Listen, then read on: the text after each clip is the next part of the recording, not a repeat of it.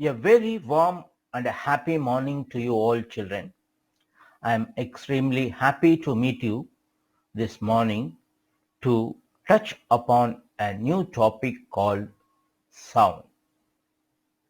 Children, we are going to discuss and open a new lesson, and the name of the lesson is sound. Every day we hear sound from various sources like humans, birds, bells, machines, vehicles, televisions, radios, so on. We can add the list endlessly. Sound is a form of energy which produces a sensation of hearing in our ears. There are also other forms of energies like mechanical energy, heat energy, light energy, etc. We have talked a lot about mechanical energy in the previous chapters. You have been taught about conservation of energy, which states that we can neither create nor destroy energy. We can just change it from one form to another. When you clap, a sound is produced.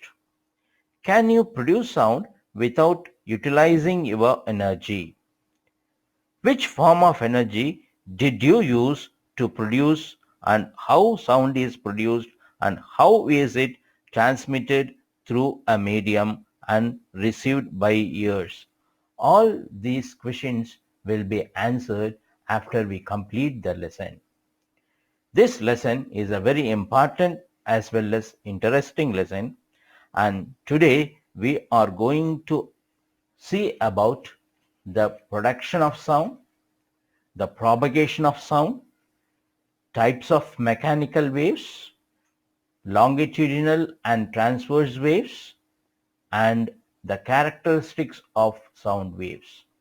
So these are the topics we are going to take up today. So each slide is a very important slide. So listen to it carefully and get understand. We will go into the lessons.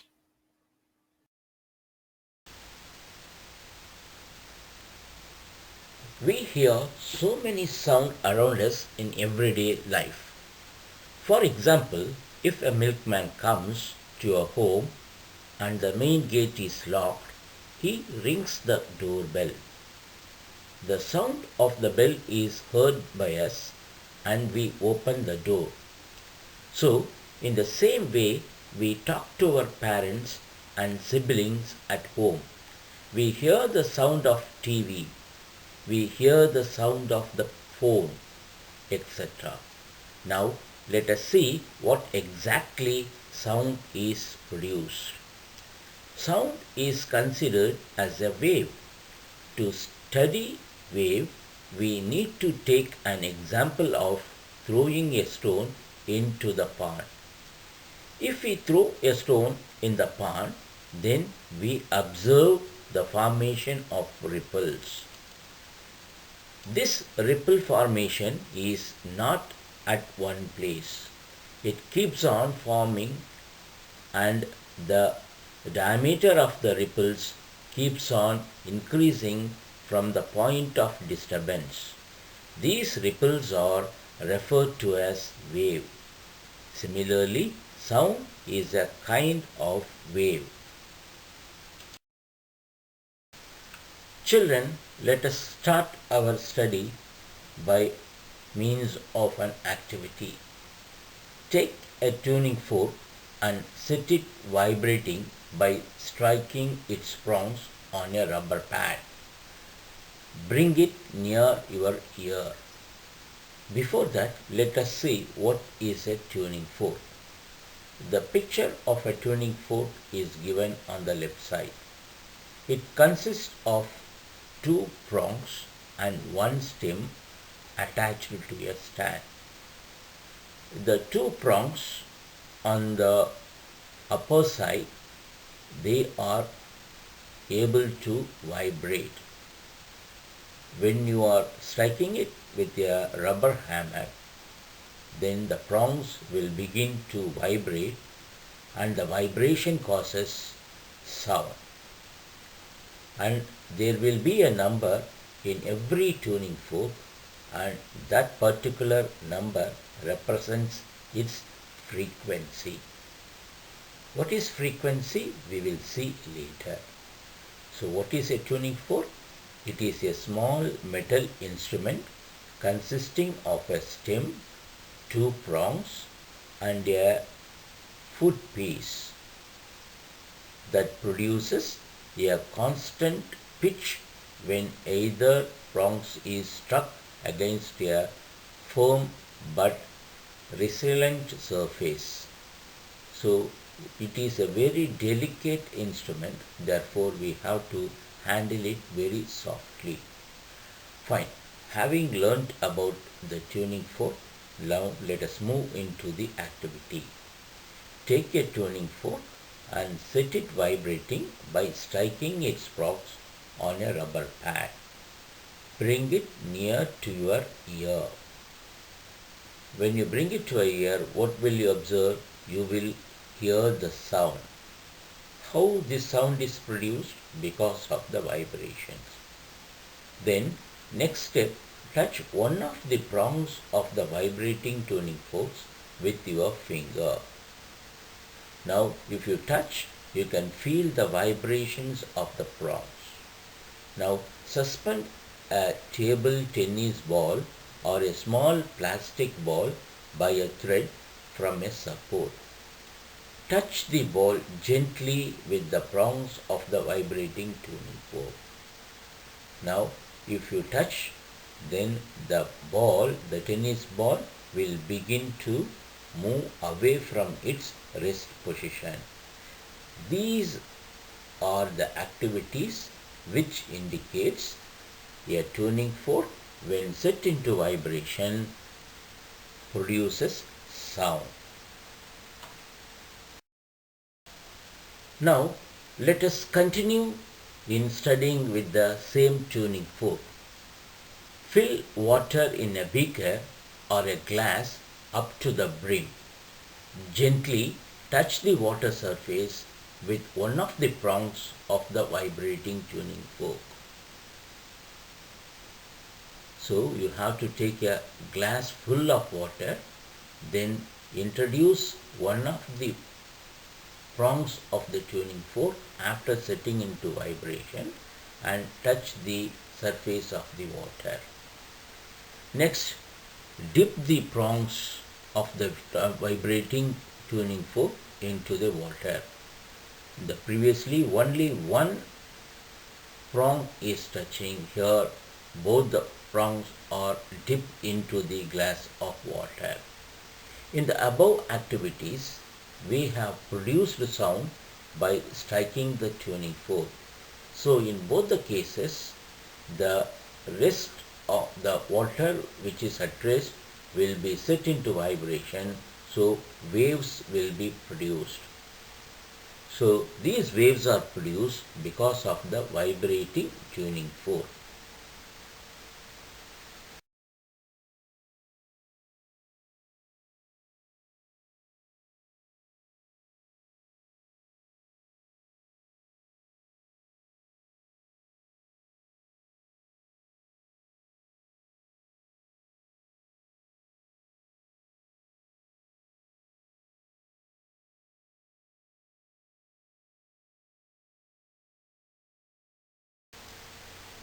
Children, in this slide, let us see how is a sound produced.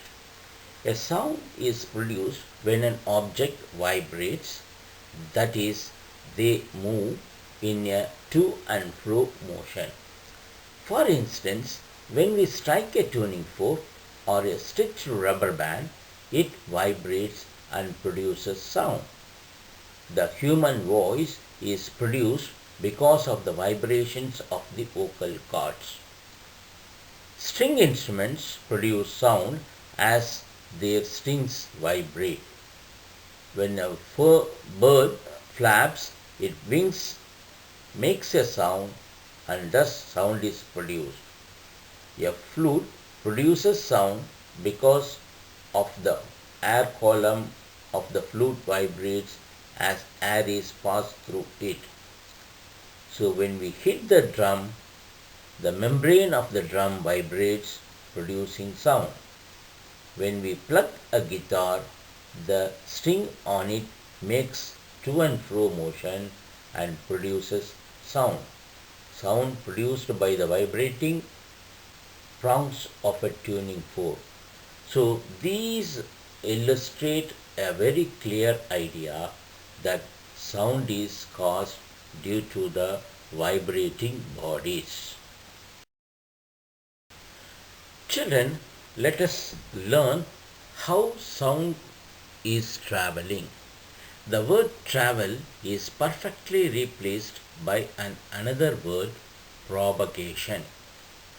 Sound propagation means sound is traveling. In order to propagate sound, it requires a medium through which it can travel. This medium could be a gas, liquid, or solid. What is the meaning of this paragraph? If at all sound has to travel from one place to another, for example, in a classroom, a teacher, when he teaches, you are able to listen to it. So how is this sound propagating? The sound which is produced by the teacher first travels in the air medium. So the particles of the air medium carry the sound energy from the teacher to the students. So when the air is removed completely from the classroom, then whatever the sound is produced cannot be heard. So that's why sound requires a material medium. That is, a medium can be a gas or a liquid or a solid to propagate. Sound propagates in a medium as the particles of the medium vibrate from a starting point. This means that sound always has a starting point and an ending point. For instance, while you talk to a friend, as you speak, the particles in the air get displaced due to the pressure caused by the sound you produce. They then displace the adjacent particle and so on. In this way, sound travels from your place to your friend's ears. Therefore, we can say that the particles of a medium do not travel from one point one another in order to propagate sound. Sound propagates because of the disturbance caused by a source of sound in the medium.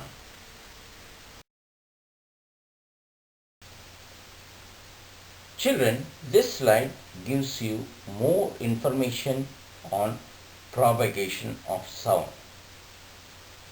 The traveling of sound is called propagation of sound. Sound is propagated by the to and fro motion of particles of the medium. When an object vibrates, the particles around the medium also vibrate. The particles in contact with the vibrating object is first displaced from its equilibrium position.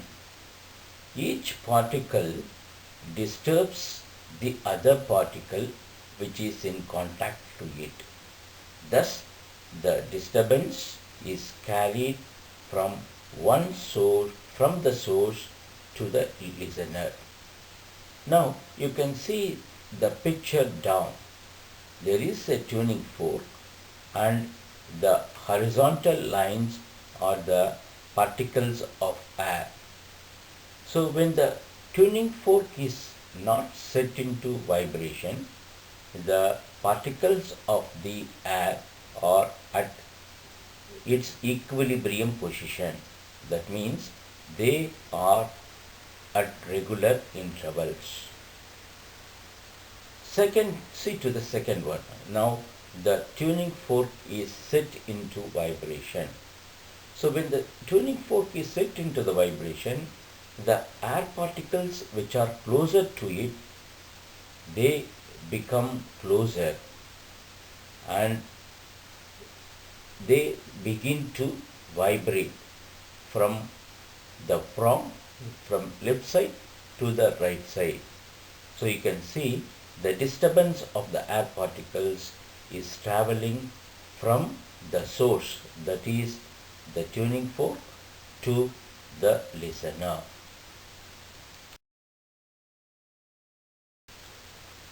Let's study about medium and wave in this slide. So already I have told you about the medium.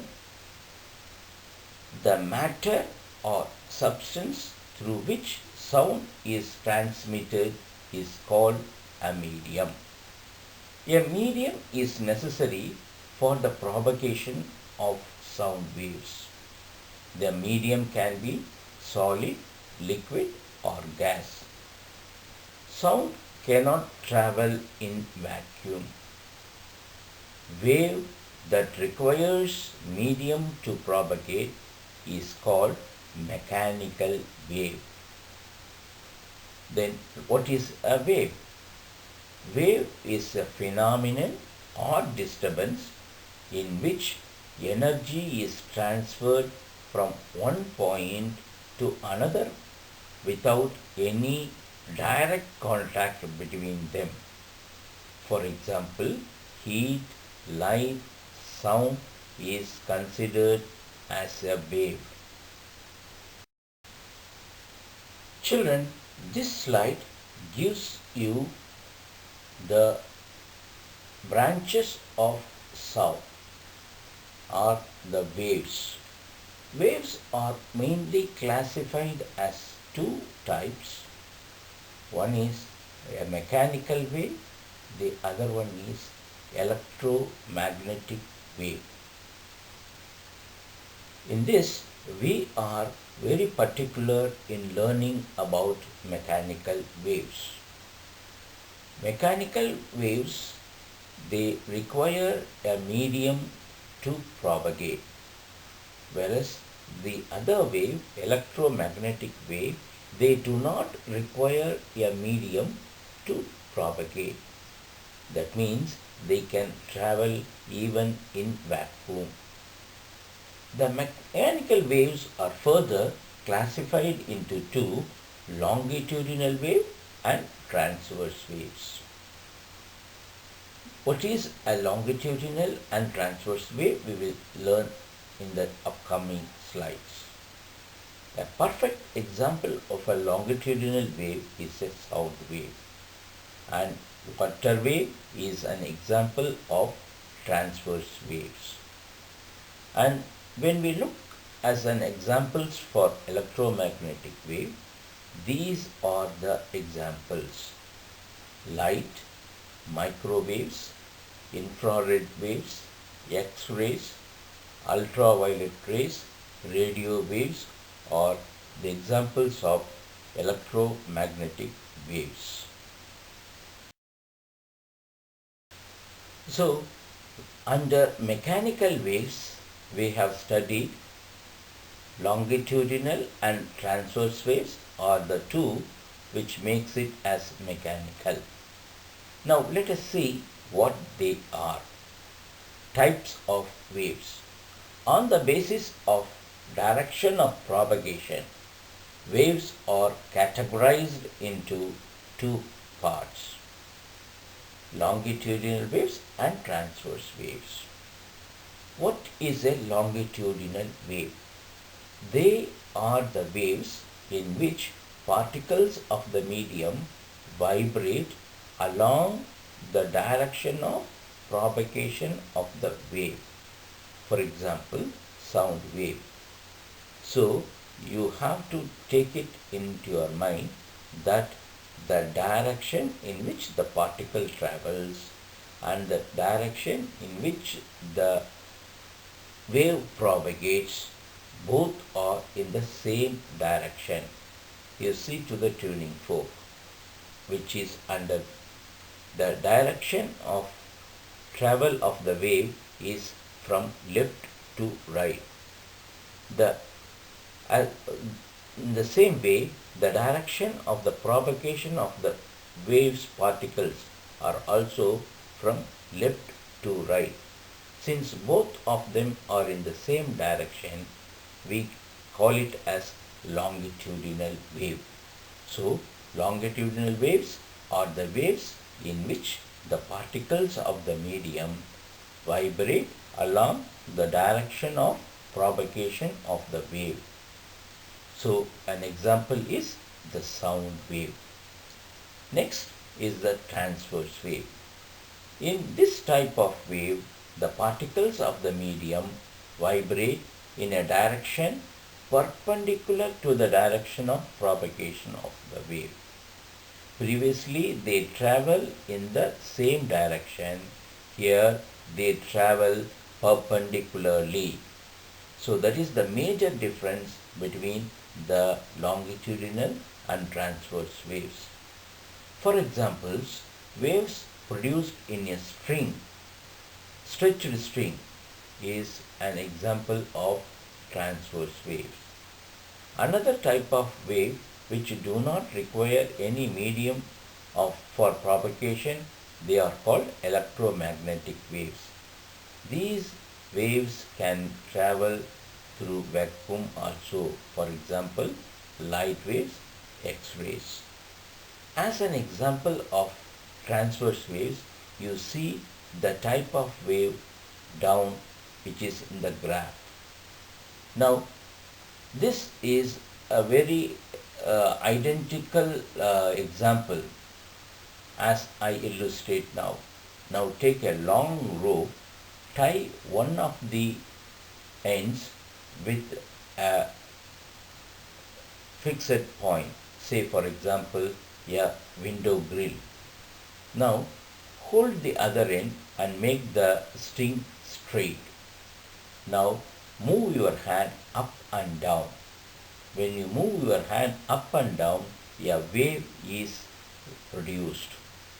This wave is identical to the transverse waves which are illustrated here. Now you can see the wave moving up and down. So when the wave moves up and down, the direction of propagation is from left to right, whereas the particle, they move from bottom to top and top to bottom. So these two directions are absolutely perpendicular. Therefore, these waves are considered as transverse waves.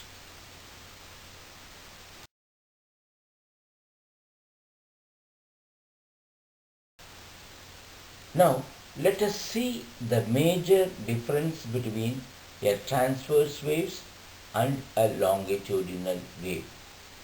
First, transverse wave consists of crust and troughs. Longitudinal wave consists of compressions and rarefactions. So what are these crust and troughs, compressions and rarefaction? We will see in the upcoming slides. Second point, there are no pressure variation.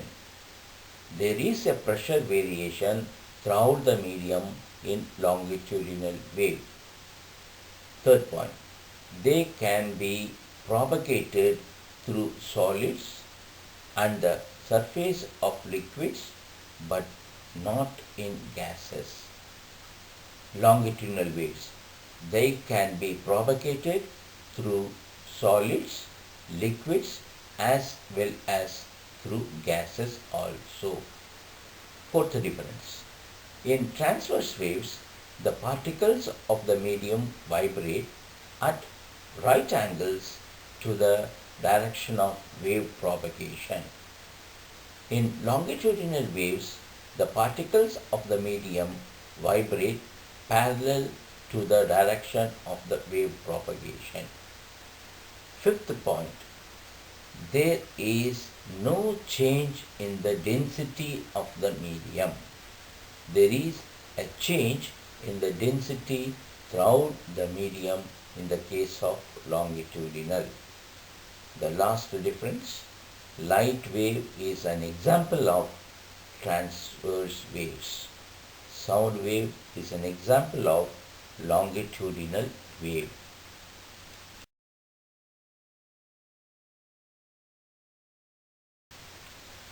Children, in this slide, let us see what are compressions and rarefaction. Before that, you see to the propagation of sound in the first picture. So the speaker produces sound and see to the disturbance in the air column. To some region, the particles are kept at a very exacting statement equal in distance, whereas after that you find the particles are very closer, then they spread out, then they come closer, so they repeat this process in this manner. This means they propagate from left to right. This picture shows you the disturbance of the air medium as the sound propagates. Now, compression is the part of the wave in which particles of the medium are closer to one another, forming the region of high pressure and density. So, you can see the compression particles which are very close together. Compressions are represented by upper portion of the curve which is called crest. So in the second graph, which is flowing from top and bottom, then the upper portion we call it as a crest. Rarefaction is part of a wave where particles spread out to form a region of low pressure and density. So you can see the particles of the air medium are widely spread out in the region of rarefaction as they have low pressure and density. Rarefactions are represented by the lower portion of the curve called trough. So trough is the point where they have low pressure, and crest, which is the upper point which they have high pressure. This you have to bear it in mind.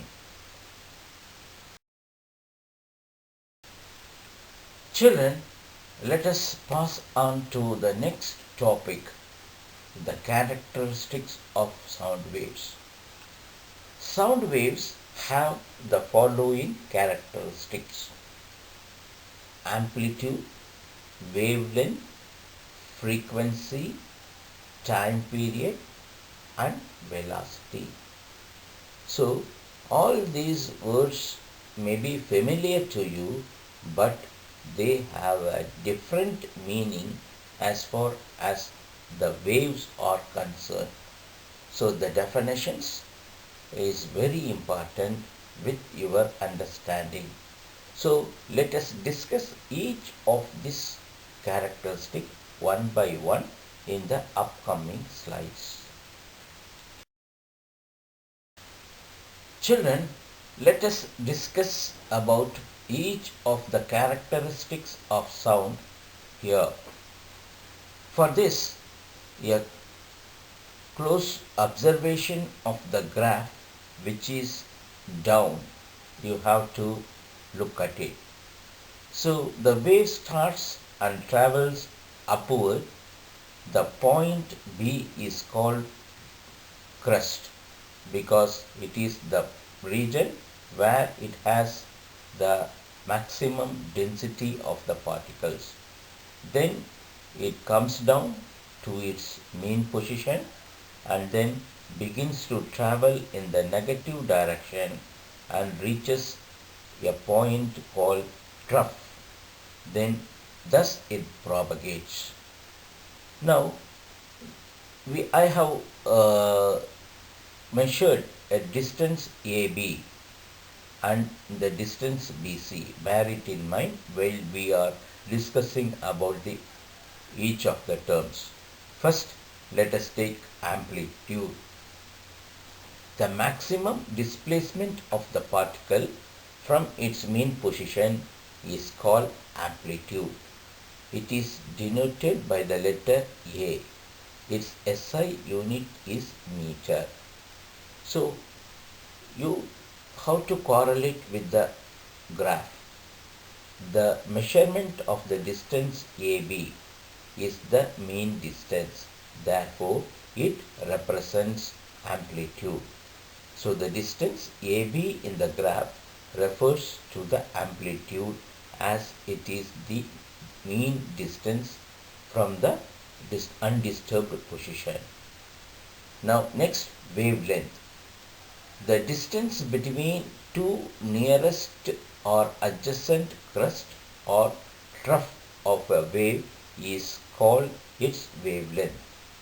So B is, when you take B as the first crest, then the next immediate, that means the adjacent crest is C.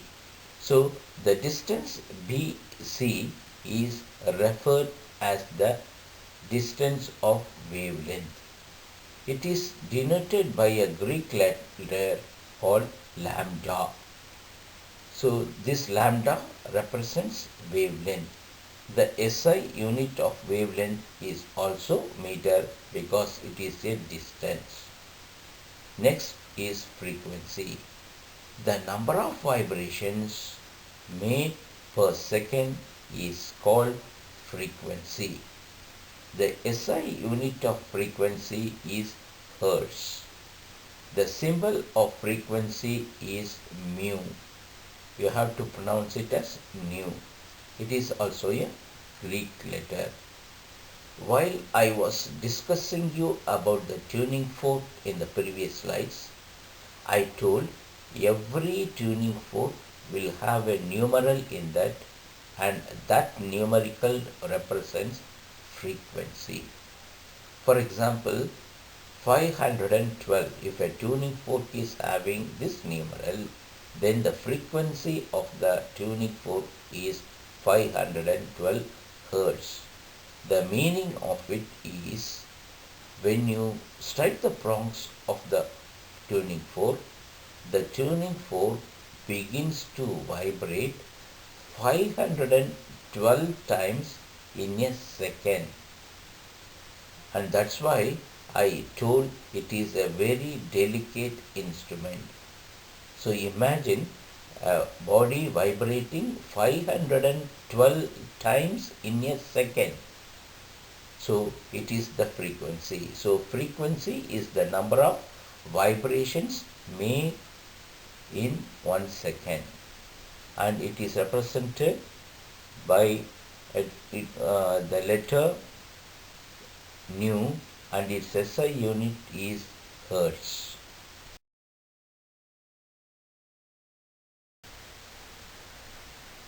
Now let us discuss some of the characteristics of sound waves in this slide. Time period. The time taken to complete one vibration is called time period. It is denoted by the letter capital T. Its SI unit is second. The frequency of a wave is the reciprocal of the time period. That is, nu is equal to 1 by T, where nu is the frequency and T is the time period. This is a very important relation where you can convert frequency into time period or time period into frequency. Next is velocity. The distance traveled by a wave in 1 second is called velocity of the wave or speed of the wave. In SI unit is meter per seconds. So velocity has a formula: distance traveled divided by time taken. So if we keep V as the velocity, the distance traveled will be lambda and the time taken will be t. Therefore, V is equal to lambda by t is the next important relation. You have to bear it in mind. Here, the lambda is wavelength of the wave travelled in one time period t. So, V equal to lambda mu. So, velocity is equal to wavelength into frequency.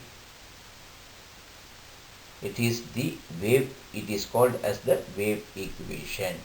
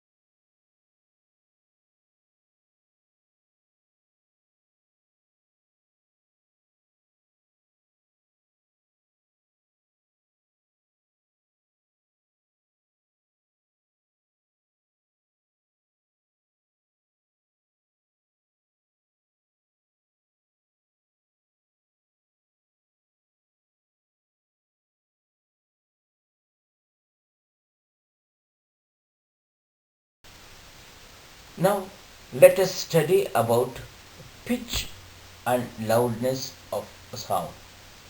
Pitch, it is represents the shrillness or flatness of sound. It depends on the frequency of vibration. Higher the frequency of sound wave, the higher will be the pitch of the sound and vice versa.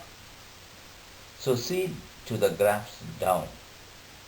The first graph, it has a smaller amplitude. On the right side, it has a bigger amplitude. So, the second graph, on the left side, it has a lower pitch. And on the right side, it has higher pitch. So, what is the difference between the second graph, first part and the second part? Only one wave travels in a particular time on the left, but so many waves are traveling onto the right. Therefore, the graph on the left represents lower pitch and the graph on the right side, they represent higher pitch as more number of waves travel. Then next is loudness. It is a measure of the sound energy reaching the ear per second.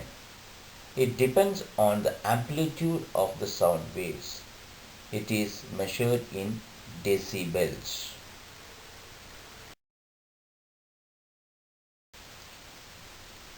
This slide gives a variation in the study of loudness, pitch, quality of sound. Let us discuss one by one. Loudness. It distinguishes between loud and feeble sound. It mainly depends upon the amplitude of the sound. Other factors are the area of vibrating body and the distance of the listener from the source of sound. Higher amplitude, it is loud sound. Low amplitude means it is feeble sound.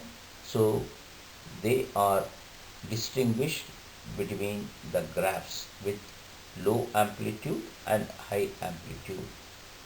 Next, pitch. It distinguishes between shriller and flatter sound. It mainly depends upon frequency of sound. High the frequency is the shrill, shorter wavelength.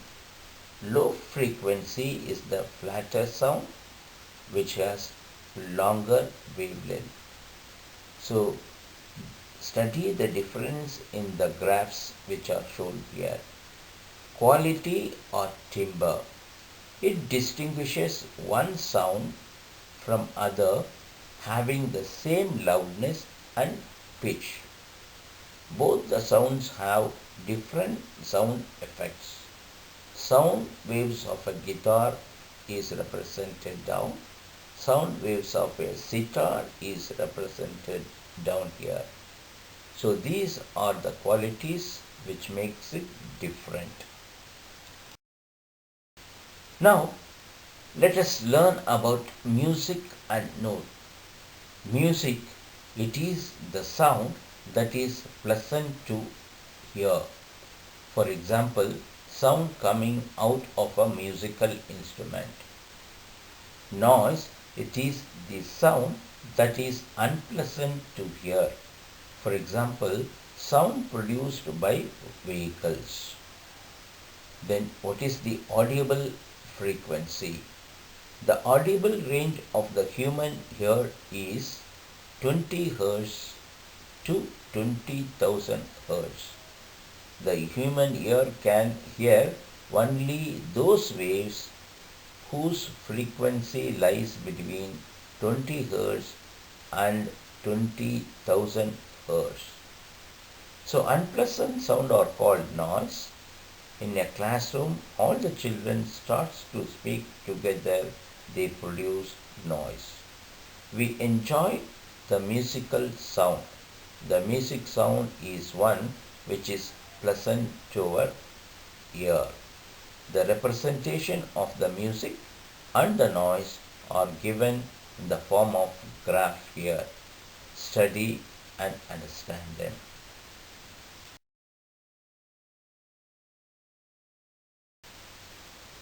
So let us recall tone, note, noise here. A sound of single frequency is called tone. A sound of mixed frequency is called note. What is pleasant to listen is called music. Noise is unpleasant to the ear. Children, this slide gives the comparative study of the characteristics of sound. Terms related to wave and the representation of the wave is given above, which is the green color line. Oscillation. One complete to and fro motion is known as oscillation, where one full wave is constituted. From the figure, if a wave starts from A, it completes full wave at C, making one oscillation. So, A, go Y, B, then again to C, it represents one oscillation. Wavelength.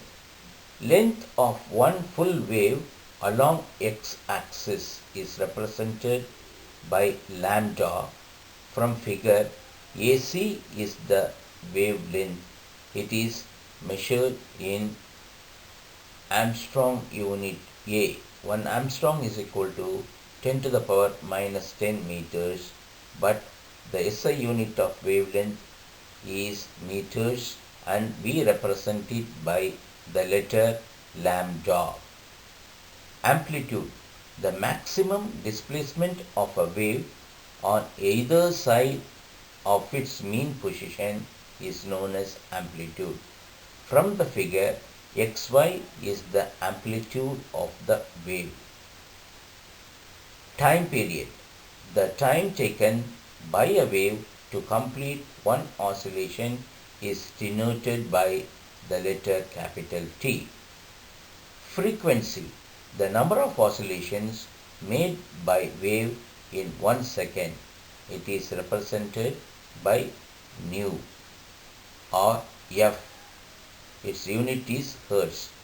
I asked you children to take the letter F because nu and v, the velocity, will look same way. So the relations here are time period is equal to 1 by frequency, or frequency is equal to 1 by time period.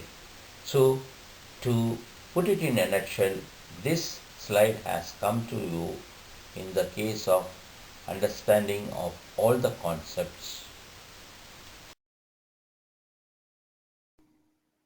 Yes, children, by this we come to the end of today's learning. We have discussed many new topics under the lesson sound, and also we have come across many new words in this lesson. Those definitions, formulas, and understanding is very important. So go through the slides until you get your doubts cleared. Also, go through your textbooks after you listen to these slides. We will